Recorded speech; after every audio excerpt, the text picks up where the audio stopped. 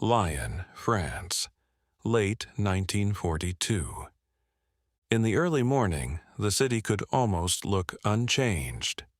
Tram bells sounded through rain-dark streets. Bakers lifted their shutters.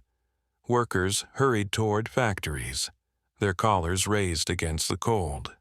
Cafes filled with the smell of coffee, cigarette smoke, and damp wool. But normal life had become a performance. German soldiers stood outside railway stations and government buildings. Posters covered walls with orders, warnings, and threats. Identity papers were checked. Letters were opened. Neighbors watched neighbors. A familiar face in the street could be a friend, an informer, or someone waiting to see where you went next. For André, every walk through Lyon had become a test. He was not really named André. In the Resistance, real names were dangerous things. A name could be found in a pocket during an arrest. It could be written in a notebook, overheard in a cafe, or forced from someone in an interrogation room. So, André had several names. One belonged to the quiet man who worked in a warehouse. Another belonged to the tenant who paid rent on time and spoke politely to his neighbors. And one belonged to the man who met strangers in dark cafes, carried messages beneath his coat, and knew where a hidden radio was kept. He belonged to a small resistance cell. It was not an army. There were no uniforms, no headquarters, no flags. There was a school teacher, a railway clerk, a printer, a young woman with a bicycle, and an elderly widow who rented out rooms above a butcher's shop. They had a typewriter, a few forged stamps, a shortwave radio, a handful of safe addresses. And they had one rule above all others: trust no one completely. The Germans were dangerous in the obvious way. Their soldiers occupied the country. Their secret police hunted resistance members. Their prisons swallowed people who were never seen again. A hidden radio could bring a death sentence. A bundle of illegal papers could bring torture, deportation, or execution. But in Lyon, the resistance feared another enemy almost as much: the French authorities. The Vichy government claimed it was preserving France after the military defeat of 1940. It spoke about order, stability, and national renewal. But in practice, French police checked documents, arrested dissidents, pursued Jews, and passed information to the Germans. A German officer might not understand the streets of Lyon. He might not recognize a local accent or know which family had lived in a building for 20 years. French police did. They knew the neighborhoods. They knew the records. They knew who was new in town, who had changed jobs, who had started receiving strange visitors. For André's cell, that made every French uniform unsettling. A German uniform announced danger. A French uniform could knock on your door and call you by your real name. One rainy evening, André walked toward a cafe near the Rhône. He did not go inside straight away. First, he passed the entrance and looked into the dark reflection of the window. A woman carrying vegetables crossed the street. Two boys kicked at the gutter. A German lorry groaned past the corner. Nothing seemed unusual. That meant nothing. André entered the cafe, removed his hat, and ordered a drink he did not want. At a table near the back sat a woman reading a newspaper. Her name inside the cell was Claire. She did not look up when he approached. "Has the weather changed?" André asked. Claire turned a page. "Only in the mountains," she said. The route was open, for now. Beneath the table, hidden inside a brown envelope, were identity papers for a 19-year-old man named Marcel. He had been ordered to report for compulsory labor service. The Germans needed workers in their factories, and young Frenchmen were being sent across the border to serve the Nazi war machine. Marcel had refused. The decision had made him a criminal. If he stayed in Lyon, he could be arrested. If he ran, his family could be questioned. If he reached the countryside, he might join the Maquis, the scattered resistance groups hiding in forests and mountains. The forged documents would give him a chance. A new surname, a different date of birth, a false job, a life built from ink, stamps, and a story he would have to tell without hesitation. Claire slid the envelope toward André. "Was he followed?" he asked quietly. "No," she said. Then she paused. "I don't think so." Those words followed André long after he left the cafe. "I don't think so." In the resistance, uncertainty was never a small thing. A person who had been followed could lead the police to a safe house. A single arrest could reveal a courier route. One mistake could spread through the network like fire through dry wood. That was why nobody knew everything. The printer did not know the radio operator. The radio operator did not know every safe house. Couriers received only the next address, never the entire route. If they were captured, they could reveal only a fragment. Secrecy kept the cell alive, but it also made every person lonely. They worked beside people whose real names they did not know. They trusted strangers with their lives. They disappeared without explanation when a contact went silent. They learned not to ask questions, even when they desperately wanted answers. The cell's printer was called Luke. Before the war, he had printed wedding invitations, church notices, receipts, and business forms. He was a quiet man with ink permanently caught beneath his fingernails. He owned an old hand-operated press in a cramped workshop behind a row of shuttered shops.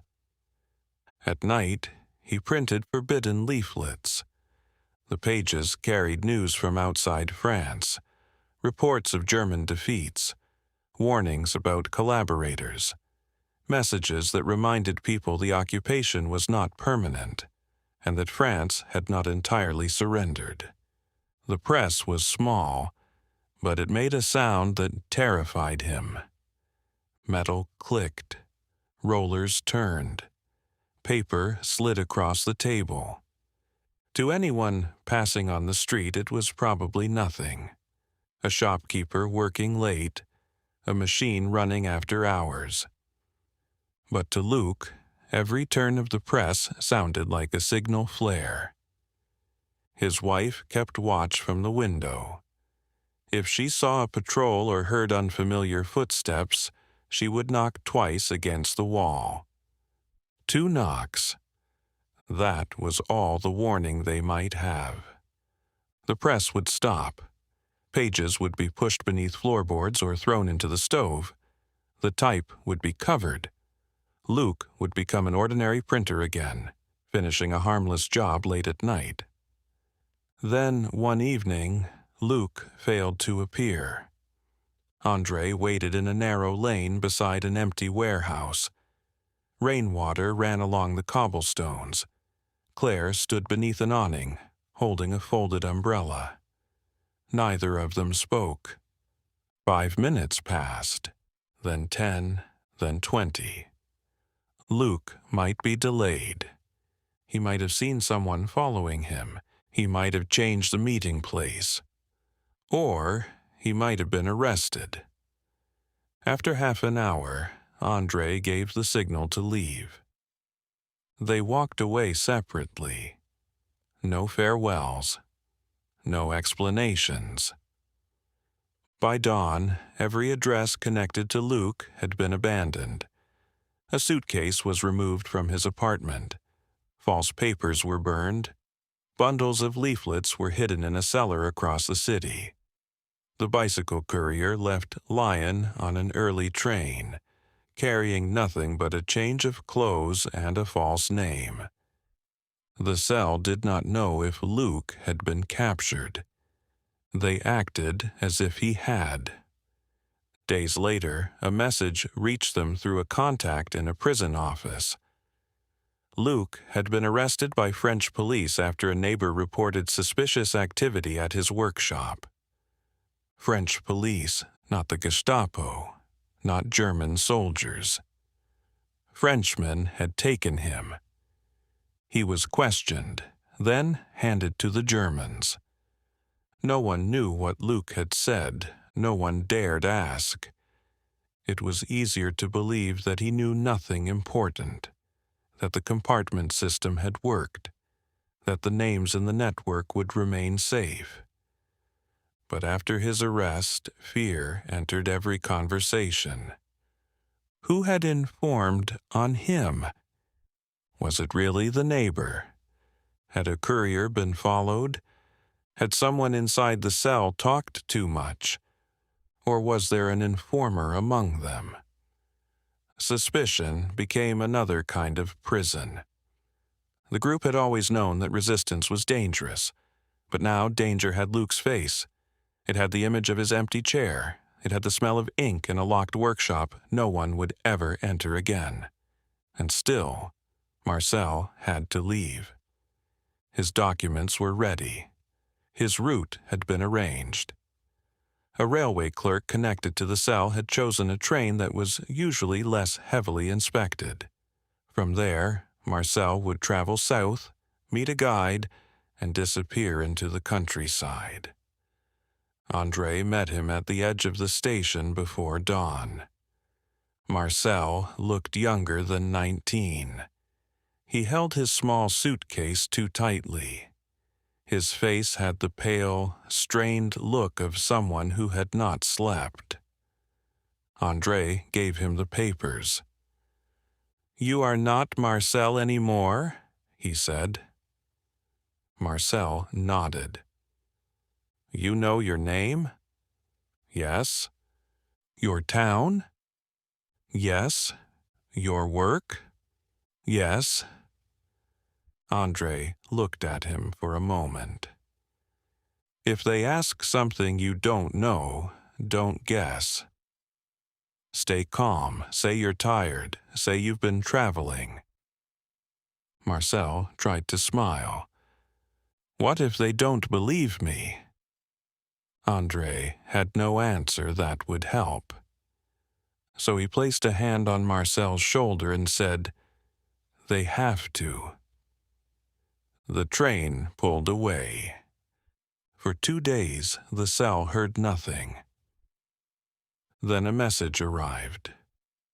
Marcel had passed the first document check. He had boarded the train. Somewhere south of Lyon, police entered the carriage and began examining papers. Marcel's identity card was convincing. The stamp was correct. The photograph was right. But the officer who questioned him had once lived near the town printed on the document. He asked Marcel the name of the parish church. Marcel answered. The officer asked which road ran from the church to the river. Marcel hesitated. That was enough. He was taken from the train. A few days later, the cell learned he had been transferred to a prison in Lyon. He was alive, for the moment. They considered trying to free him. For one night, the idea filled the room where they met. They spoke in whispers. They considered guards, entrances, weapons, schedules, and escape routes.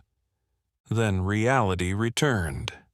They had too few people, too few guns, too little information. An attempt would likely destroy the entire network.